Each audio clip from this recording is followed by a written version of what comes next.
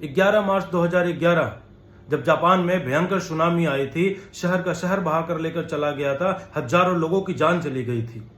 लेकिन इस इंसिडेंट से सीखकर जापान गवर्नमेंट ने समुद्र के किनारे 400 किलोमीटर लंबी और 14 मीटर ऊंची एक दीवार खड़ा कर दिया, जिसका नाम दिया गया द ग्रेट सुनामी वॉल। लेकिन यही अगर हम बिहार में देखें तो हर साल कोसी की पानी से प्रभावित लाखों लोग, सैकड़ों लोग अपनी जान गंवा देते हैं, लेकिन इस तरीके का कोई इंफ्रास्ट्रक्चर डेवलप नहीं किया जा रहा। आखिर क्यों, आइए समझते हैं डिटेल। दोस्तों, इस इंसिडेंट का अभी महज 14 से 15 साल हुआ है और जरा सोचिए, जापान गवर्नमेंट ने समुद्र के किनारे पे इतनी लंबी दीवार खड़ी कर दी जिसकी लंबाई 400 किलोमीटर और ऊंचाई 14 मीटर तक की है। यह दीवार इस सुनामी की लहरों को कम करती है और शहरवासियों को इवैक्यूएट करने के लिए सफिशिएंट टाइम मिल जाता है। दोस्तों, जापान ने सिर्फ यह दीवार ही नहीं बनाया, बल्कि इसके साथ ही साथ लगभग 90 लाख पेड़ भी लगाया, जो इस सुनामी को रोकने के लिए एक नेचुरल बैरियर का काम करता है।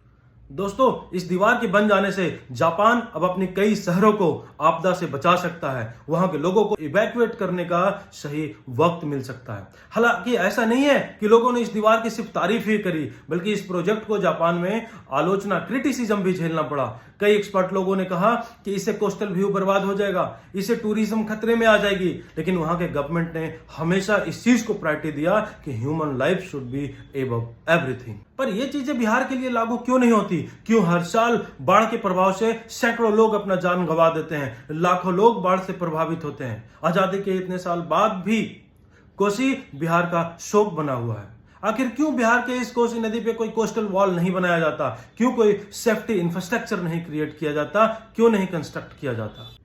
एक तरफ जहां हम सिंधु की पानी को रोकने की बात करते हैं, वहीं हम अपने ही देश में, अपने ही राज्य में, अपने ही लोगों को जान बचाने के लिए एक कोस्टल वॉल नहीं तैयार कर रहे। एक नदी की पानी के सही डायरेक्शन नहीं दिखा पा रहे हैं। बस एक मिट्टी का बांध बना दिए हैं जो हर साल चूहे खा जाती है। बारिश का सीजन आ रहा है, इस साल भी यही होगा। इस साल भी सैकड़ों लोग अपनी जान गंवा देंगे बाढ़ की वजह से। लोग बस हवाई सर्वेक्षण करते रह जाएंगे। मेरे दोस्त, मैं आपको दोबारा बता रहा हूं कि इस बार जो लोग बड़ी बड़ी बातें कर रहे हैं, उनका भी वक्त आ रहा है।